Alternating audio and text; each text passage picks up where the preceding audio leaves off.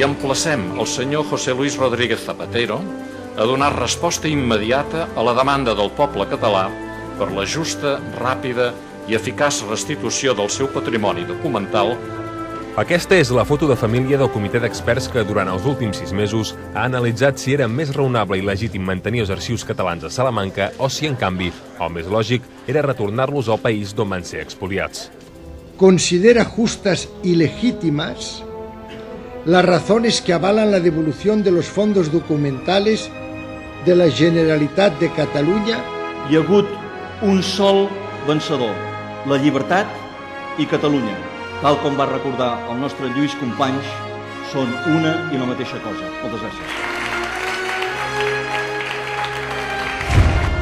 A favor 193, en contra 134, abstenciones ninguna. Queda pues aprobado el dictamen del proyecto de ley.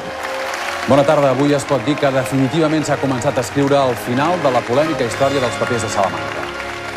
Només el PP s'ha quedat sol votant en contra d'aquesta llei que possibilita els trasllats dels papers de Salamanca a Catalunya. Aquí hay una necesidad política, hay la necesidad de cumplir con el tripartito. Ha tenido el Partido Popular la oportunidad de bajar de ese lugar de demagogia infinita en la que ha manejado este asunto. Per tot el poble de Catalunya significa una restitució històrica després de molts anys de lluita de moltíssima gent, no només la Comissió de la Dignitat. Els papers els tindrem a casa, per Nadal segur que podrem celebrar-ho.